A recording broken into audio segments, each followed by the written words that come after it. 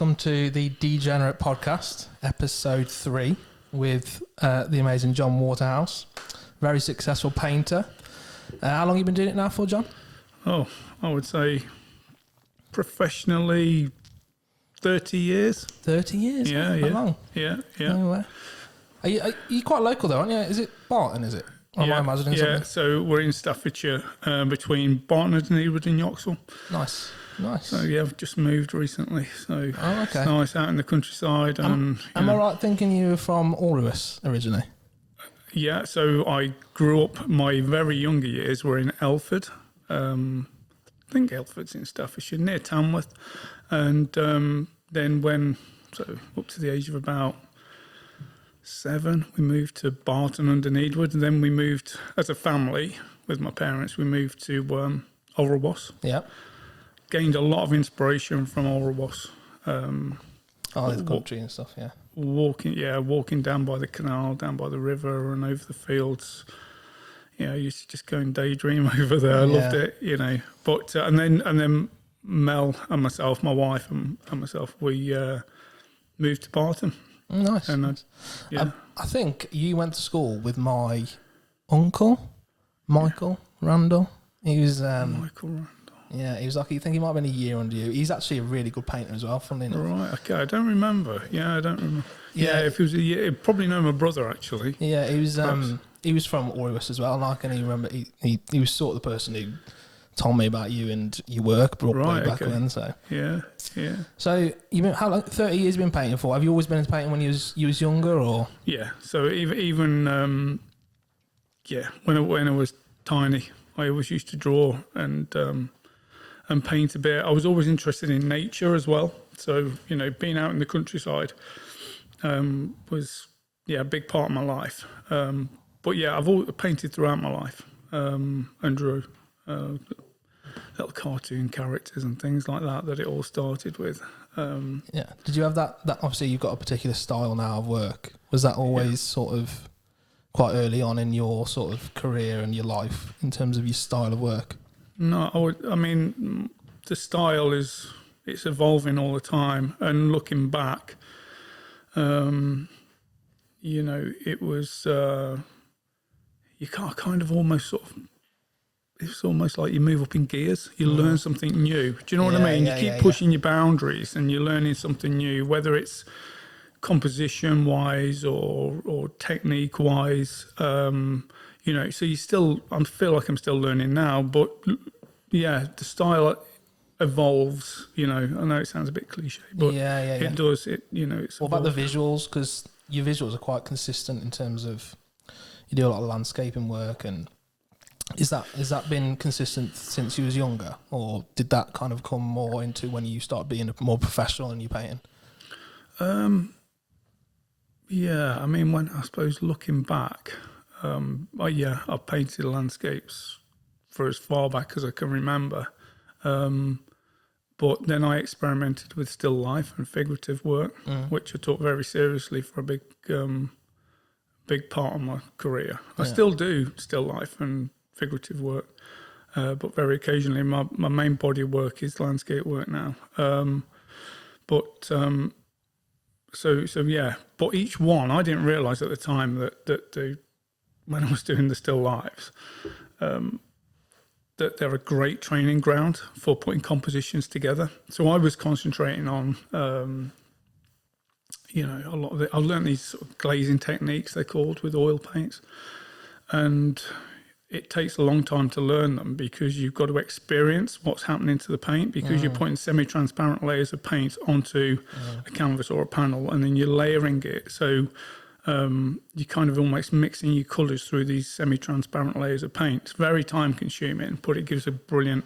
It gave me what I needed for it. But John's really strange because since I've been tattooing for about 3.5 years now, and when I first started tattooing, and it's almost like I'm at that stage again with painting because I'm concentrating more on the visual and the image I'm trying to create rather than the actual technique and what I'm doing to the skin or the canvas as such. Does that make sense? So when I first started tattooing, I was always about the visual.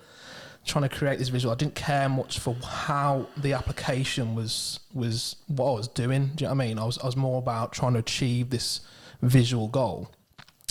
And it's only now, 3.5 years in, that I'm really educating myself in what I'm actually doing to the skin and what the skin's doing in my needle. Do you know what I mean? Yeah. And the same for painting. But do you need to know what I'm trying? Because I relate to that. Can definitely relate to that. And but I think that's when you learn the most. Yeah. When you're involved in the image and you know what you want to create. And so you're not even you're learning without even knowing that you're learning. Do you know what I mean? It's just through doing it. You and then because I went, like I say, I went through that, and you try and analyse what you're doing, and it didn't really. I suppose you probably do, looking back, and when you do analyse it, you do. I mean, I'm not talking for you. I'm talking for me now. But what I'm trying to say is I related to it. I didn't feel like that it. I probably did learn from it, but I didn't feel like I was learning from it. But when you're involved in the image, and you have a quality that you want to work to, and it just comes. Yeah, you fumble, don't you? You fumble to start with. You get used to it, and then you know, and it's all that fumbling and kind of. I feel like the application comes with time. Like if you're doing something for that long, then you start concentrating more about the application and what you're doing to the surface. Yeah. Like sometimes when I was tattooing, I as I say, I wasn't caring. The same for painting and drawing. I was more concentrating on the tone I'm putting in, and I wasn't thinking about what I'm doing with my pencil or my brush what type of brush I've got. I'm just concentrating on, right, this needs to be black, this needs to be blue. Yeah. Do you know what I mean? You're not thinking about that. Right, the application needs to be this way. I need to give time for this to settle here, to do this, or to do this. Yeah. Do you know what I'm saying? I think it's probably a bit harder for tattooists because you probably got, you're using one medium where I can mix mediums if I want to. Yeah. So you're using one medium. Like if I need to go darker or create more contrast, I can probably, I don't mean just with oils, I mean with sketching and whatever, I can mix the media and, add charcoal into it and that kind of a thing. But you're working with one medium, aren't you? Yeah, so I think the challenge of tattooing is more about time. You're quite restricted in time and how long you've got in with the skin. Yeah. Do you know what I mean? You can lay on canvas as much as you want. Yeah. Essentially, where with skin you can't do that. You've got sort of a couple passes where you're right, I've only got this much time left in the skin now before it starts getting damaged. Do you know what I mean? And the person is there in front of you, probably getting tired as well. Yeah. So I don't have any of that. I've just got this canvas which is nice. You're kind of there as well for 6, 7, 8 hours and you've got to be on that straight away. Where I was with painting, I don't really paint for that long. I'll paint for 4 hours, max 5 hours maybe, and then I'll sort of come back to it another time and go again and have breaks. Yeah. Where with this, it's like this guy's paying you to do this for 6, 7 hours. You know what I mean? And so they lie there. Sorry, I'm new. I don't know much about tattoos. Yeah. People will. Some people will lie there for days. Do you know what I mean? They'll be there 8 hours a day for 2, 3 days that is amazing. In a row. Yeah. It is a lot of trauma on the skin. You know what I mean? I don't suggest it to anyone, but some people will do it. Yeah. But as I say, the medium's completely different and it reacts so much differently. And I mean, I always say that it's the hardest medium to do tattooing, just simply because of the everything's reacting to you. So everything you do, you've got a reaction from the skin or even the person. Do you know what I mean? Yeah. So that was interesting. Yeah. Actually, my wife said, "When I got, you can have a tattoo when you're there." So I was like doing this. I was like, "Yeah, I'll probably." But I do fancy a tattoo. But you have to let me know when you're ready. Yeah, whenever you're ready. I'll do one of your paintings on you. How about that? Yeah, all right. Yeah, I have actually had somebody tattoo one of my paintings. Oh, really? Yeah, nice. Yeah. I have done a couple of guys' work actually. Obviously it's a touchy thing. I usually have to contact them first. Say, look, I'm thinking about tattooing one of your paintings on someone. Is that okay? Sort of thing. Yeah. Well, it's an honour, isn't it? To me, it's like I felt honoured that this guy wanted to. Do you get that a lot though? With like, have you ever had an artist or someone paint the same image that you've done, or the same, copy your painting as such, or not? Not to my knowledge, no. So yeah, it's no, I've not noticed it. It's And the thing is, you're painting so many different, using full colour and whatever. So there's not really, I suppose there is a look to my work that people know me for, but I've not seen anyone. Yeah. You get loads in tattooing. Do you? Yeah, you'll do like a wicked tattoo. You designed it, drawn it yourself. Are we in? Yeah. Yeah, we'll get you do an amazing tattoo, and then someone will just rip it off. Do you know what I mean? They'll just get it, put it on someone else. Someone wanted it, and all your work you put in to draw it and design it. Yeah, you get it a lot, but yeah. So you're sort of you're painting in general. What's your sort of end game with it? What are you seeing yourself in another 10 years? What's the sort of goal? How do you want to adapt it? Are you going to change anything or? I mean, the whole reason I went into art was to express myself. So I'm quite an emotional person. You probably are, I think artists are quite emotional people. And I'm happy doing what I want. I am ambitious for my work, but I just love what I do. Yeah. Do you know what I mean? I love the process of the work, of actually painting. So as long as I can do that and can continue to do that, I'm happy. I'm quite happy. There's almost like two sides of me. I'm happy. I'm really content. If I was to spend the rest of my days doing what I'm doing now, that's great. But then you think, well, yeah, there's the other side to it, that you've got to earn a living from it. So you've got to, it's got to bring the money in. So there is that, where do you want to see your work? I want it hanging in big galleries. I want it hanging in. I like it to be, I think what I want to do is try and get my work more publicly displayed if I can. So I would say that is probably an ambition of mine. But I'm not too... I'm content. Yeah. You know what I mean? I'm content with where I am with it, and I'm content just doing it. Do you? This is a weird question, but do you consider yourself successful? I mean, you look at where you've come from, and you think, if I'd have, back then at the very start, thought I'm going to be in this position, I'll be like, that's where I want to be. But I think when you're there, you're like, I'm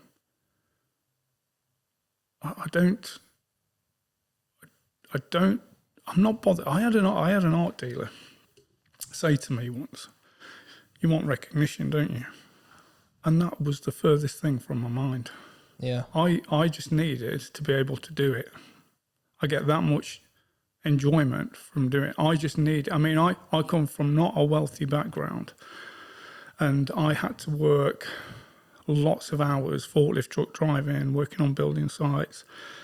I worked in the Young Offenders Institution, teaching young offenders art, which was brilliant, by the way. So financially, I've got the most amazing wife, and she supported me through it. And I know how lucky I am to be doing. Yeah. Have I gone off track a little bit? Tell me if we're going off track. Keep going, man. Keep going. I feel so lucky to be able to do what I do, and just to be able to do it is enough for me. Yeah, the thought of doing something you love, and painting and earning a living from that is enough for you.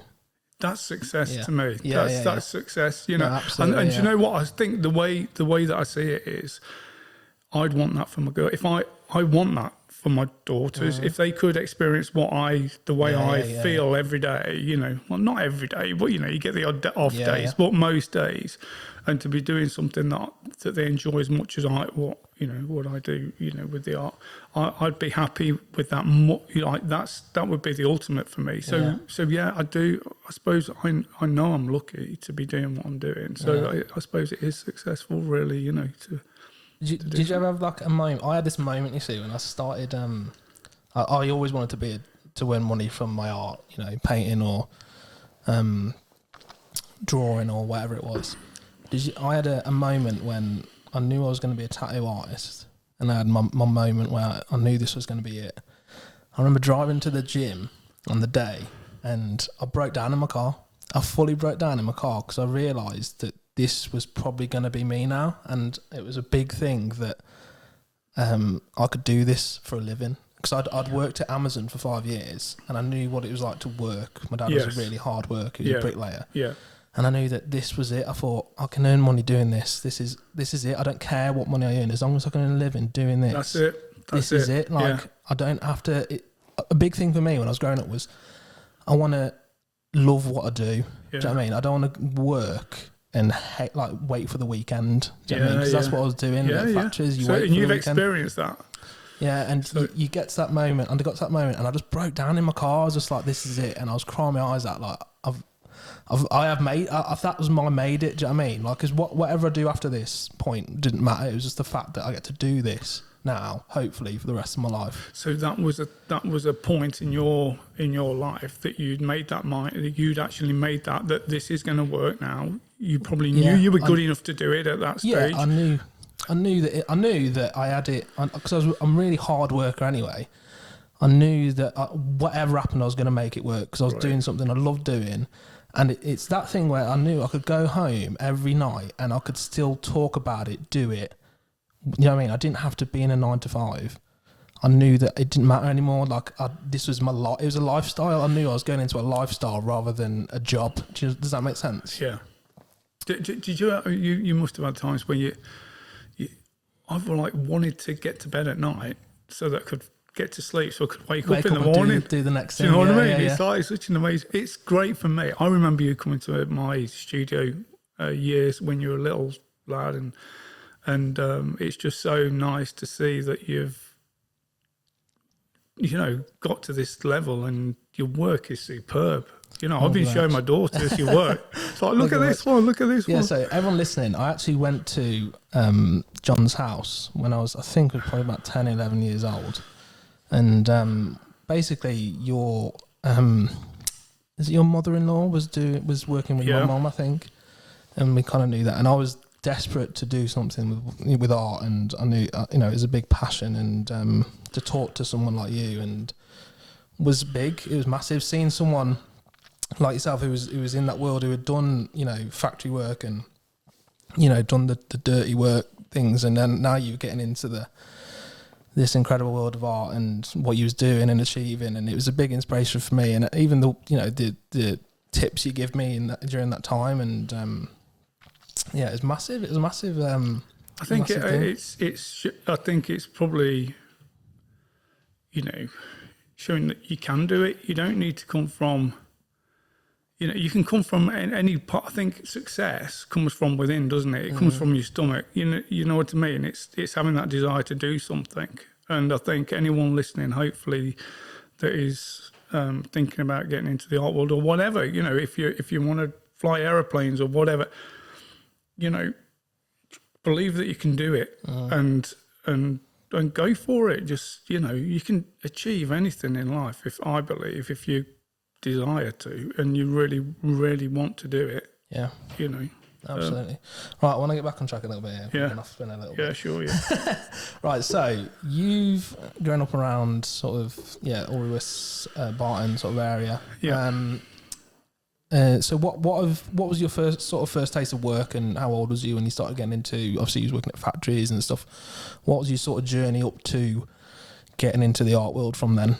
Okay, so you want it straight from leaving school, or whatever you feel, really. What? So at school, I did really well at art. I was in the bottom stream academically. I was okay at maths, but art, I loved it, and I shone at it. Won the school prize for it and all this lot when I left. But I totally lacked confidence. I think it was through being not very academic at school, knocked my confidence. But art did. There was a spark of confidence with my art. Anyway, left at 16, so worked on a youth training scheme on a building site. I worked for a stonemasons first, which I absolutely loved, and but it was all for quite a short period of time on the youth training scheme. I'm working with the stonemasons, and then I ended up working in a warehouse for a long time as a forklift truck driver. Can't even think. I lose track. I think it's my age. I lose track of how long I spent doing these jobs. It's probably, so what would it be? It's probably 15, 16 years. And then always doing my art in my spare time and trying to develop it a little bit. At this point, was your aim sort of, whilst you doing this job, was you thinking that long term you wanted to do something with art, or was you just sort of like, right, I'm working and that's it, and I'm happy doing my painting on the side? Or yeah, up until the age I was 26. When I was 26, I met my wife Mel, and I thought I want to take this seriously. I thought if I'm going to do this, I need to do it now. You know what I mean? We got a house, little cottage, and we got a mortgage, and so I was working. Trying to remember now. So Mel was working part-time when we met. I was working full-time. We flipped roles. So Mel went working full-time to help support, and I went part-time in the warehouse, and then eventually working at the Young Offenders Institution, teaching the art. But then, although I was working part-time doing that, I was working full-time and more as an artist, but not earning any money, really. I was just, it was hard to start with. I was getting more and more well-known then as time went on. I was getting... How was you doing that? Just through taking on commissions and doing little paintings, but trying to push my boundaries all the time, getting better. I was concerned. My main concern was improve. I knew how I wanted to paint. There were I'd seen paintings that I thought that's how I want to paint. So I was working towards that all the time. So even when I was taking on commissions, people would see a commission and they'd like say, "Can you paint my dog or my children or a landscape or whatever?" And they would see it at one level, but by the time I was learning so quickly, by the time they got their commission, their painting, it was of a better quality. Do you know what I mean? It was like I was pushing my boundaries, really working hard, and the way I saw it was, as long as I do a good job for people, there's only one way this can go. I'll get a better reputation, and I'm happy. That's what I'm happy at doing. And in the end, it got to the point. You say to myself, I would quote a price for a painting, and I'd learnt a new technique. So, whereas the price that I'd given would be, say, I would estimate a week's work, because I've learnt this new technique, it's going to take 3 weeks' work. But the way I saw it was people were paying me to educate myself. And that's the way I took it. It was, I produce a great painting for them, something that they're really happy with. And they're paying me for my education to teach myself the techniques that I need to learn. And I spent years doing that, really, until, eventually I woke up one morning, like I said, we got this mortgage, and I'm trying to get it right, whether it was, I think Neve had been born, so we just had Neve, so she was probably 1, and Mel wanted to finish work and look after Neve, and I thought, well, yeah, okay, I've got to try and make this a bit more serious now, and totally out of character. My problem was I was really shy. I would never walk into a gallery and show my work. But financially, I needed to do something. So the one morning I just got up to paint. I got 5 or 6 good paintings that I was really happy with in the studio.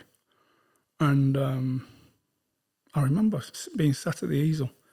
Mel was downstairs, and I just shouted to Mel, "I'm going to London." And totally out of character. And all those... What was going through your head when you sort of just thought that? I knew I was happy with my work. I knew I was happy with it, but I wasn't sure how it was going. I thought, if I get down to London, I'm going to go for it, and I'm going to go into Mayfair. I literally got the paintings under my arm, and I wasn't sure how it was going to be taken, and I was scared of that. I was like, I'm at a point where I'm happy with it. And that was scary to know that I was happy with it, but I wasn't sure how it was going to be taken in Mayfair. I didn't even know that people were going to see me in Mayfair. I didn't, I'm literally going down, no appointments. I'm just going to literally walk into galleries. And I'd got it all set up in my mind that, if I get turned away from a gallery, because, I don't know, like I say, I didn't know how it was going to be taken. If people turn me away, I wanted to get their impression of my work. So I was going to, well, if you're turning me away, well, can you show me where to go then? And at that point, I could hand my painting to them to see the reaction on the face, where it could be like, just, or, I would tell like if they're kind of, I could see the little glint in their eye, and 4 galleries wanted to take me on that day. And so how was the reaction? Did you get how was it when you sort of showed them? Were they? Yeah, I mean, it was great. I mean, I went into some really good galleries, and I did get a good response. Yeah. Even down on the train, I don't know if it was a good omen or what. Well, it must have been a good omen, but I sat on the train, and the people next to me were, I don't know if they were art dealers or there was something to do with the art world. Very smartly dressed couple. And they handed me their card because we got talking. I said, I'm going down to London to take my pictures. And they actually said to me, there's a card. If you don't get any help, if you don't get any, anyone taking you on in London, there's our card, and you can contact us and we'll help you out. And yeah, so I don't know. But it was a good day. So how many galleries took you on then? 3? Did you say 3? No, so there were 3 galleries wanting to take me on, and then the one that took me on there's another one that took me on. So they had the work for a couple of days, and then they just. So what happened from that stage? Like, what was the? Also, this is just a curious question from someone who is into tattoos and drawing and painting in general, but. Do you need to be in a gallery to sort of make it as such? Because I've had a brief experience with selling art and stuff, and and social media is such a massive thing now. My thoughts always, especially in today's world, is are galleries still the way to go in the art world, or is sort of social media, that the internet, the new thing? Yeah, does that make sense? Yeah, definitely. And I mean, I've been with galleries now for quite a long period of time. Probably, I don't know, 20 odd years, and it's massively changed since then. Social media is, there was just no, So back then that was the way, wasn't it? Yeah. So it was the way, and I'm quite happy working with galleries. But also, I just don't know. I mean, I feel like an old man, to be honest. Like, I've got 2 daughters, and they're telling me stuff, and it's like I don't really know that much about social media, to be honest. I've got my Instagram and everything, and my website, but. It's just I don't know whether it. I think there's all different routes, to be honest. For me, it was always. I mean, when I was kind of growing up and stuff with the art, that was my sort of idea. Was the thought that I need to get into a gallery to really.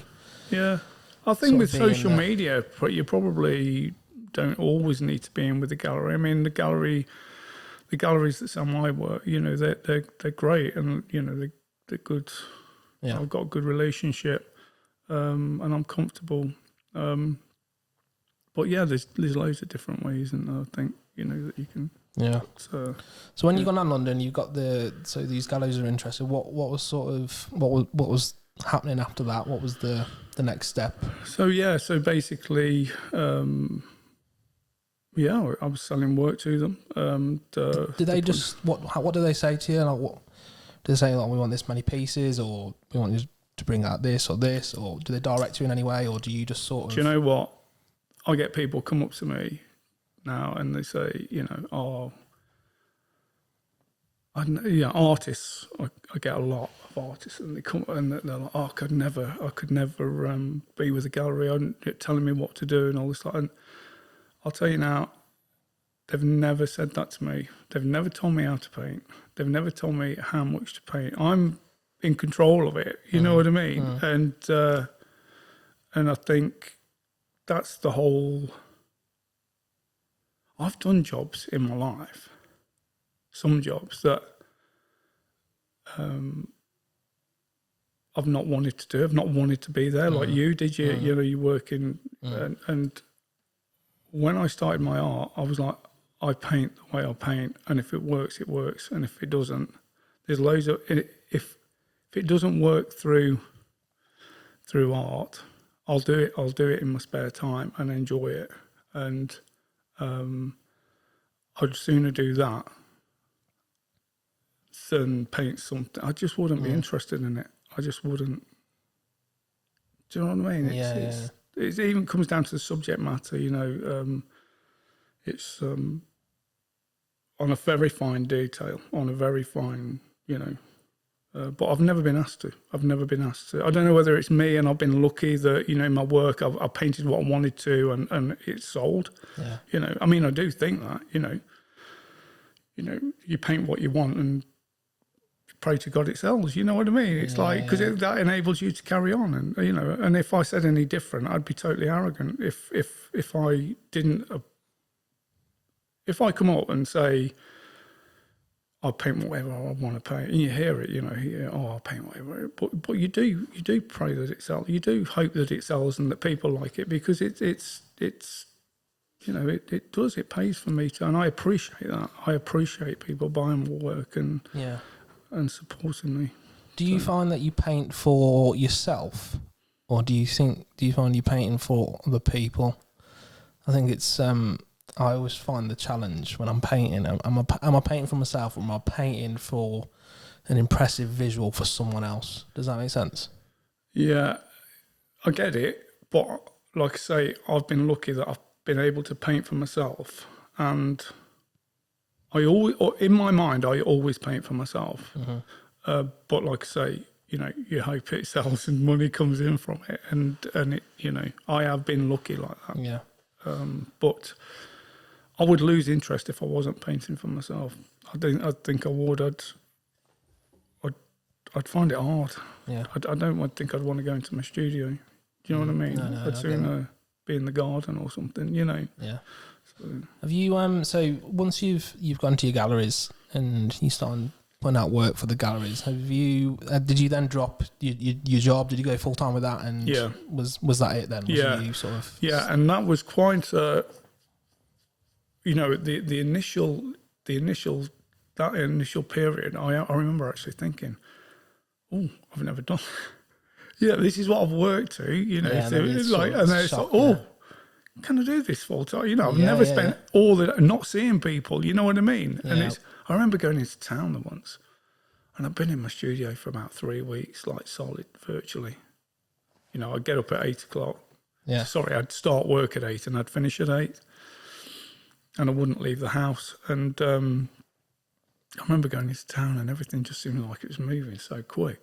It was just, do you know what I mean? It was like, because I hadn't seen people, so there was that side of it. You go into it where it's completely everything you do. And that was a bit of but you soon get into it and love it, Was you, I remember when I got the call from the guy that run the studio at the time when I went into tattooing, and he said, "Oh, do you want to do this full time?" And it was a time when I needed to quit, and so it was like, right, you either do this full time and you quit your job, or you carry on doing this sort of double act where I was doing 7 days a week, and I remember quitting my job, and it was so liberating to do so, but also straight after I had this feeling of doom of like, have I fucked up here? Is this the right thing to do, or what? Like, did you have that sort of fear as well as like, is this going to work out? Have I done the right thing? Or was it just sort of like, right, this is it now, heads in the game? I think the big thing for me was, I mean, I was dealing with a big gallery in London, and you know, they got really well established artists. I was like, you know,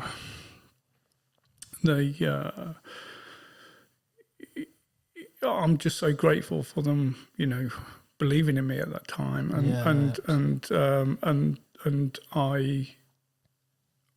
I'd done these paintings that I'd gone down to London with, but I was still learning. You know, that was my thing. That, you know, I would have meetings every 6 or 7 weeks. I'd go back down to London with work, and I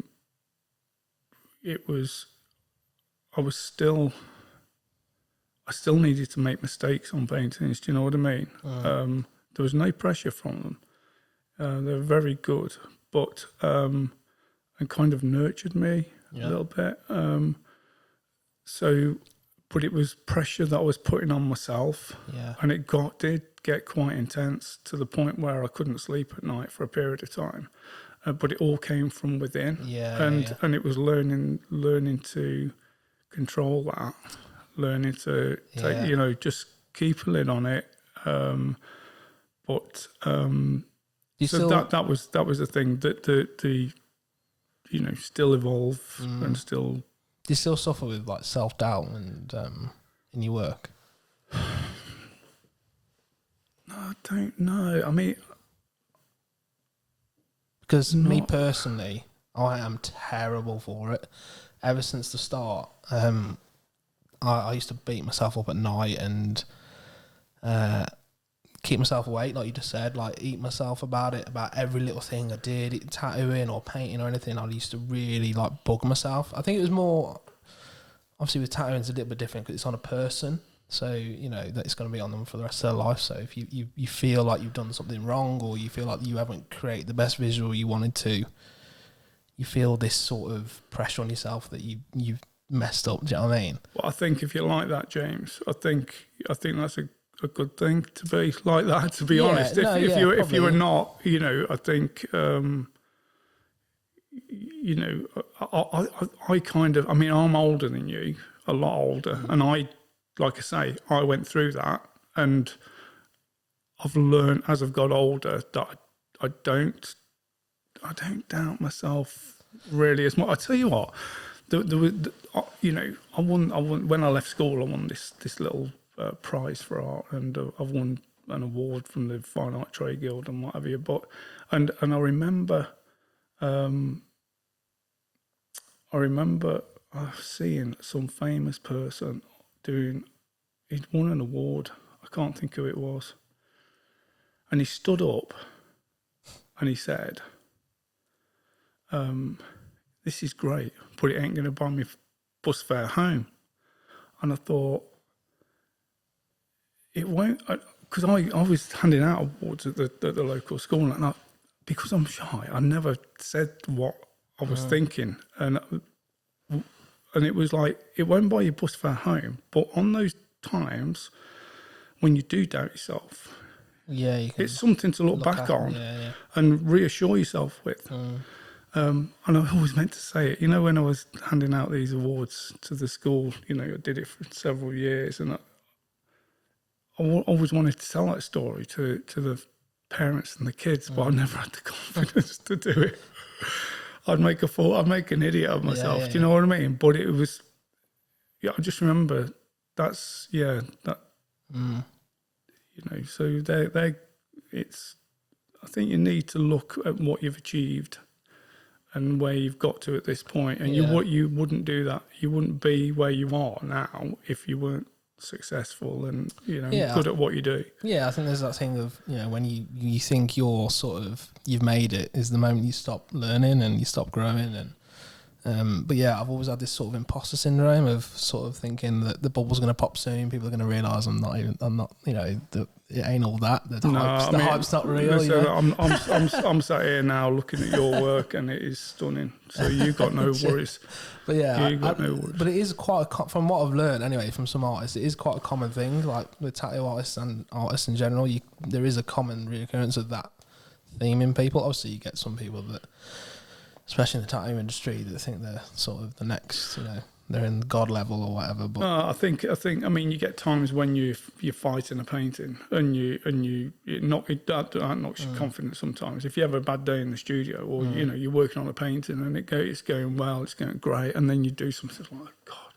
So how do you sort of schedule your paintings? And do you do sort of do you have like set times that you right this day I'm going to be doing this for 6 hours, I'm going to go on to this.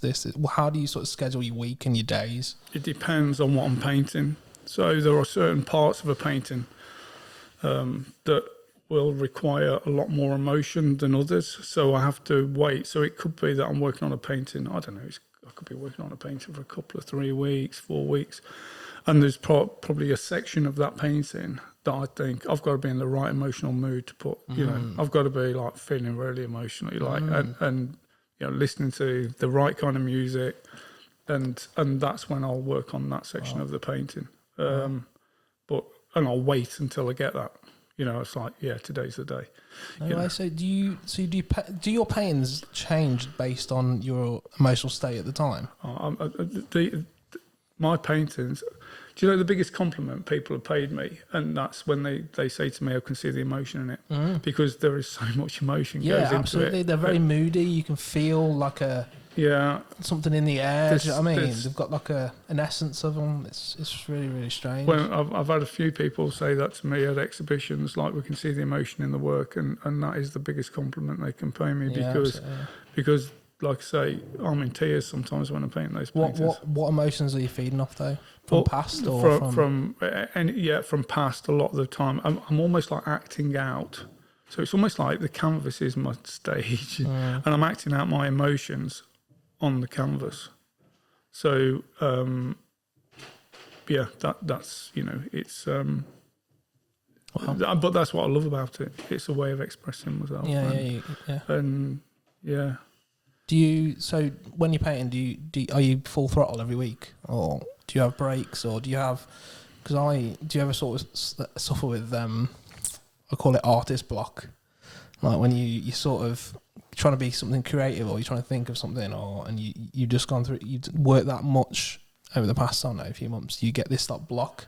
Yeah, I mean that's important. That's something I've learned, to take time out, go and lift your head up, and go for a walk, and go away for a couple of days. I've just bought a motorbike. Go away on that for a couple of days, or and just, I think that is as important, to be able to lift your head up, take the time, lift your head up, look around, and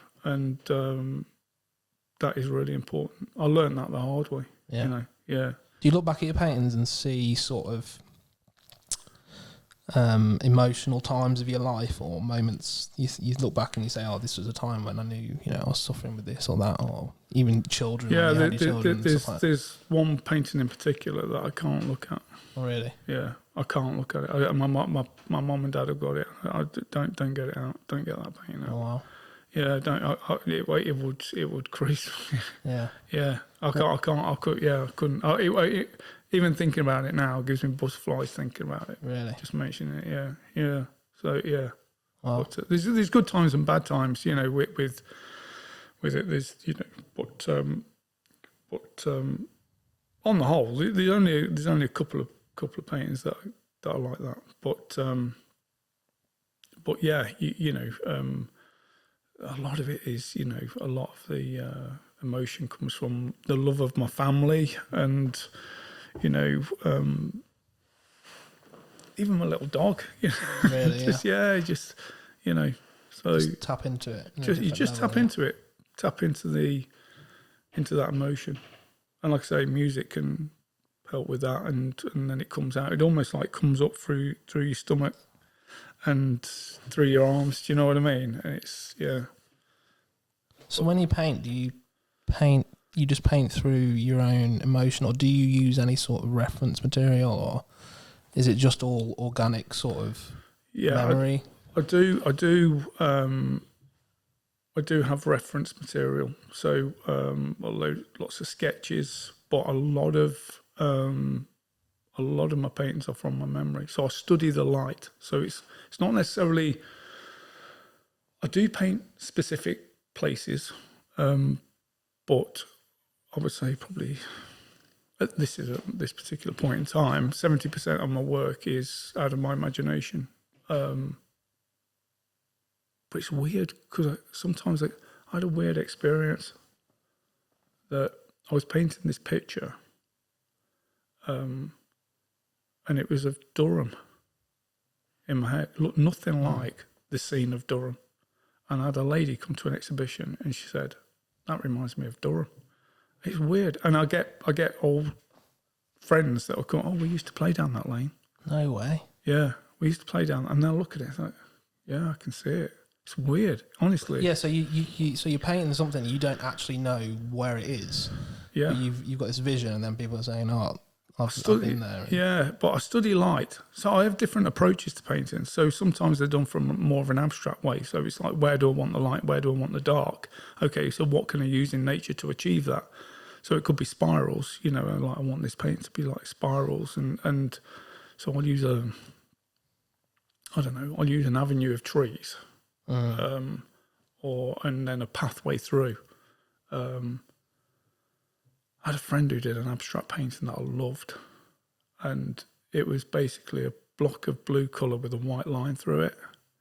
I thought, I want to try and emulate that, with his knowledge, and I want to try it in my style. So I thought, well, what can I use in nature to achieve that?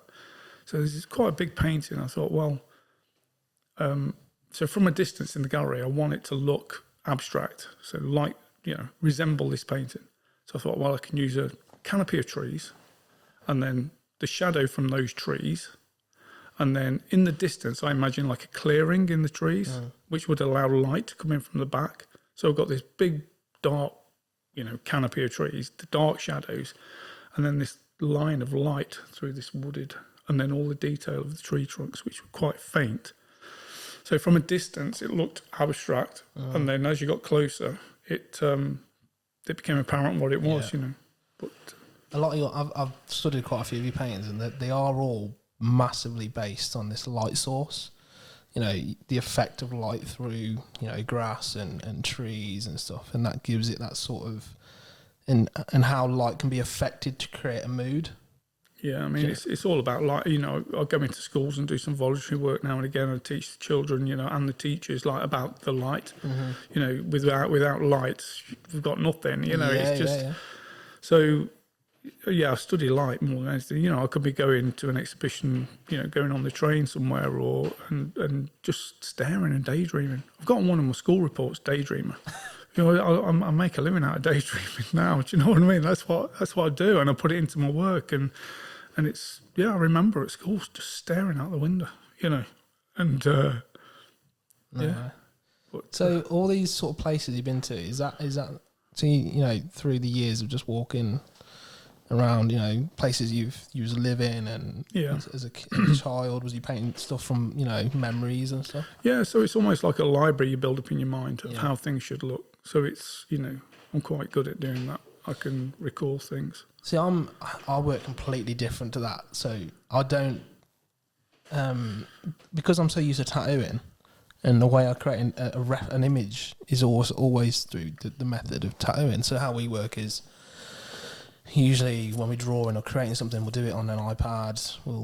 Sometimes we'll use reference material, manipulate, through Photoshop, or, we'll create all these different things through technology and all these different things. So if I ever think of something in my mind, I'm like, right, this is what I want to try and create. I'm then also, I'm getting references, and I'm changing them up. I'm adapting them to a certain way, or I'm drawing into them, and I create my image that way, instead of from pure memory as you're doing. Do you know what I mean?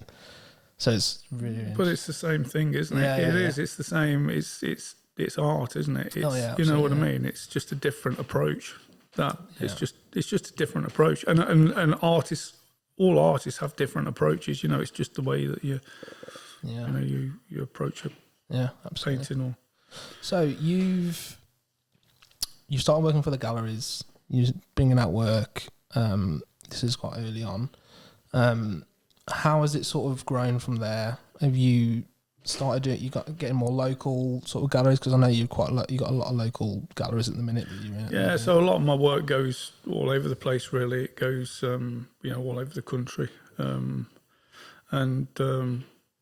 yeah, kind of lose track. Really, you know, I concentrate with myself being in the studio. You know what I mean? Yeah. That's what I love. I'm not, that's where I like to be. So and it goes all over really. You see it on TV sometimes, and I had CBS. I think it was CBS contacted me. It's one of the TV people in America, and they wanted to use my work in one of their programs. So it seems to get everywhere. Yeah, so they'd seen my work and they bought some pieces, and they just wanted to know if I could let them use it. So so it does. It just seems to, get everywhere. Really. So it's good. Yeah. What's your sort of mindset through the years? Has it changed to your paintings and the art industry in general? How has your sort of mind adapted to that? Because obviously initially when you got into painting, you're so joyous in the fact that you can do this for a living, and you're just doing that. Is that sort of sustained, or what's your sort of, how are you thinking now in terms of to your art and what you do? I've got ideas for new paintings. I'm continually thinking of new ideas and new approaches, and I want to explore that, experiment with new ideas, that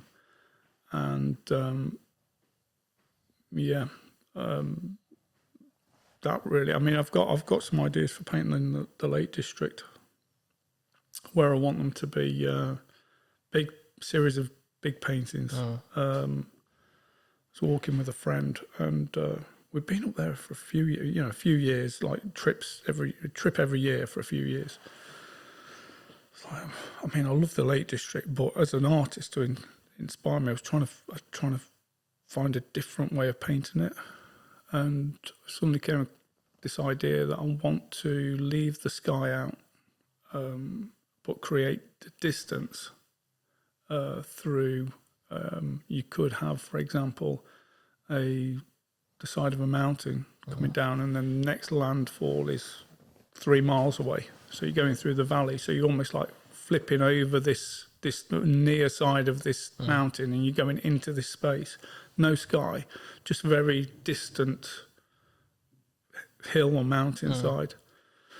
And then another approach could be purely the side of a mountain with, you've got the scree coming down and all the colours, and so that the person that buys it, my idea is that the person that buys it doesn't even, they think they're buying an abstract painting until like they've had it hanging in the house probably 6 months, and then they get a bit closer and they're like, what's that? Is that a little fence post or something? Or is that a little, oh my God. Actually, it's a very realistic painting, that kind of thing. It's got like layers to the depth of it. I've had this idea for doing a series of landscapes through a train window as well.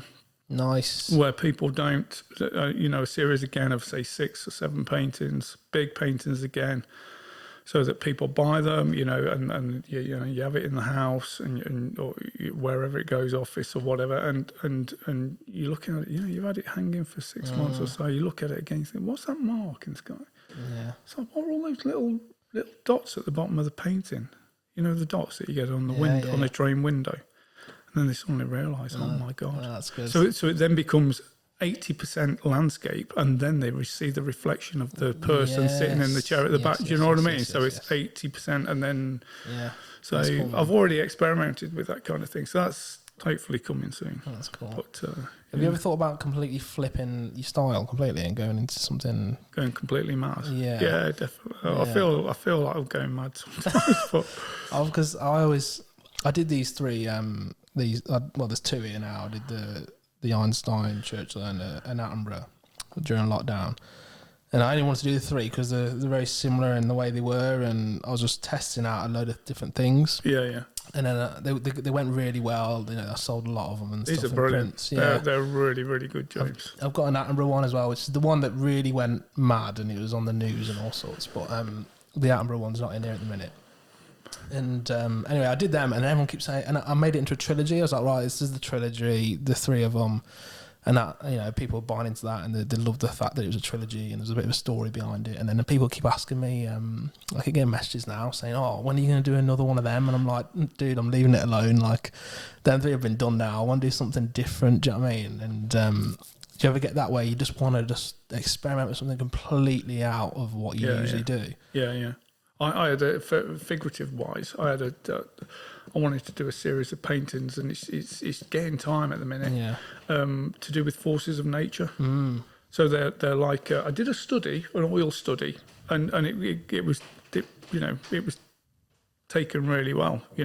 Sold straight away, and it's very quite detailed face, and then oil wash around the outside. And then I thought, well, I could upscale that and have them, the size of that panel on the wall there, sort of 6 foot by 6 foot at least.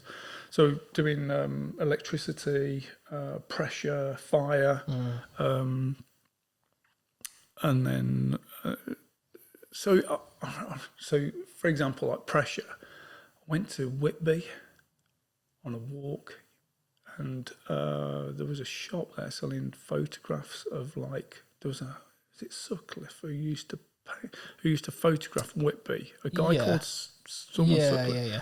And I found them so emotional because you would see these fisherwomen that were beautiful, young fisherwomen, but you could see the pressure, they'd work the work, and I just thought pressure. You could do like a physical pressure where you could have it where the woman is in the frame, like the frame's pushing in on her, so you could do it like that, where she's like, but then the pressure, like the emotional pressure. Yeah. Do you know what I mean?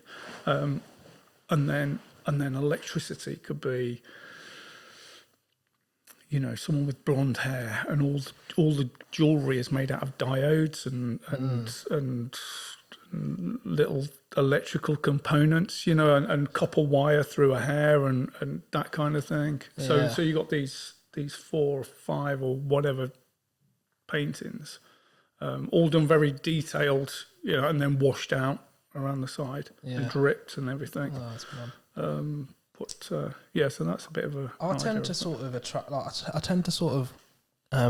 Be attracted to like surrealism sort of work. Yeah, there's this guy who does these mad paintings of.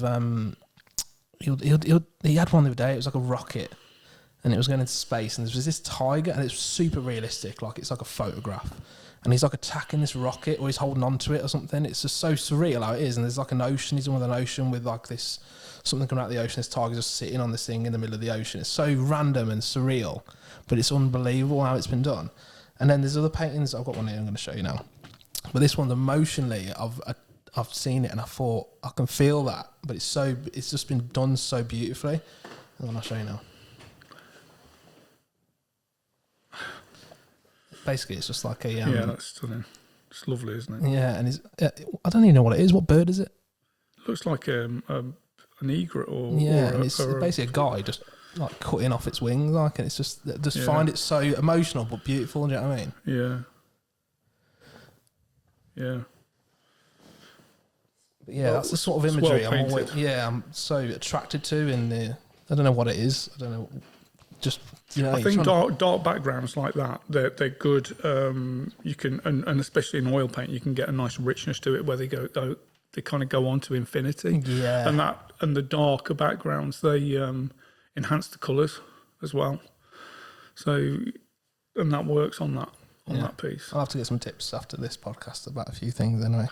Right, so we're going to try and wrap this up a little bit now because we're just starting to come up to an hour. Right, so last few things is, have you noticed do you notice a difference between, sort of, obviously you speak to a lot of artists that are coming into the art world, and do you notice a difference in people that have come into the art world that haven't worked beforehand, so they've sort of come from university and they're trying to get in, compared to people that, like yourself, who have worked before? Do you find a difference in their mentality, or? I've got to be careful here. That's what I say, haven't I? You know. I'll tell you what, I'm going to tell you how on. it is in the tattoo industry, and you can agree or not agree, yeah? Okay. So I was saying to someone the other day, actually, on the other podcast, that there's a lot of people that come into the industry that haven't worked before, and they want to just jump into this, and they think it's sort of this lifestyle that's rock and roll, and they don't understand that, you know, the work ethic that's behind it. But the people that do work have had an experience of jobs that are, you know, bricklaying or, you know, proper nice jobs. When they come into it, they're much more appreciative of what they're doing, and they have much more of an ethic of work and what it takes.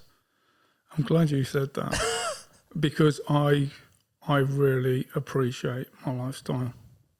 I don't take it for granted at all, and I'm not saying that people from, you know, I'm just saying, I think I'm not saying anything about people coming from uni or anything like that, because I know they work hard and everything. But I think for me personally, I think working and struggling like that and coming up, pulling myself up by my bootlaces is, I appreciate what I've got. I appreciate what I'm doing. And yeah, I'm very grateful for it, even though I've worked hard, you've worked hard, and, you know. I think it's good to see someone who's been through, you know, worked normal jobs that everyone does, and but also, you know, followed a dream and just gone for it. Literally, you've done just go down London with your paintings. You've done that, and you've got your break, and I think that's massively inspiring for anyone, and it wants to get in the art world. That, you know, sometimes you've just got to get up and go. Do you know what I mean? I think you have. You've just got to. You know, you get one shot in life, don't you? Really, do it. Do it, whatever it is, whether it's art or just give it a shot. You know. Yeah, absolutely. Right. What is your advice for any young artists that are kind of coming into, you know, college or, you know, in university, or even, you know, they're in the, you know, 30s and they're thinking of a change of path and they've been painting for a long time? What's sort of your advice to them to achieve? Paint what you love. Paint what you're passionate about, because you've got to paint what you're passionate about. It will pay dividends. You know, if you, in so many ways, you know, you will. If you don't, I think, yeah, it may be good for a time, but I think in the long term, I think you'll always come back to just paint what you love. Just, yeah, it's helped me in a lot of ways, you know, with my life, you know, just paint what you love. I love that. It's it's romantic, isn't it? Just paint what you love, man, and you'll find it. Right, so we're going to come to the end of the podcast now. Basically, what I do at the end of every podcast is the previous guest will ask a question for the next guest without knowing who they are. Okay, so the previous question, I think, was, what are your... so you're on death row, yeah? Yeah. 3 meals.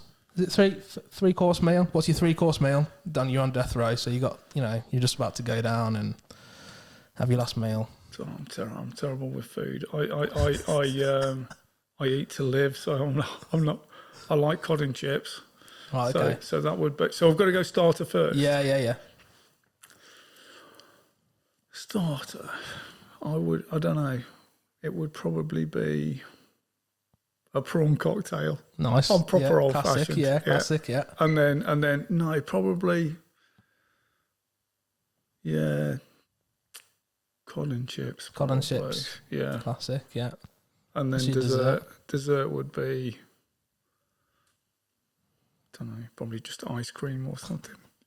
I love it. Really it's healthy. proper, Isn't it? no, it's Do you know what? I tell you what. I'll have some mushy peas with my fish and chips. Nice, pushing it out, yeah.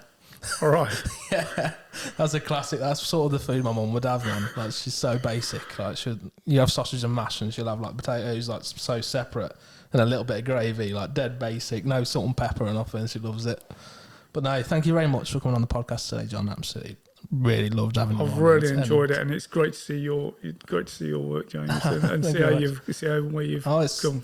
It's massively exciting for me to have you here after so many years since I've seen you last. It's a bit like a time machine now. We've just met up after so many years, so it's really good. Cheers, so happy to see you still being successful and your work so amazing. So thank you very much. Thanks a lot. Thank you very much. Cheers.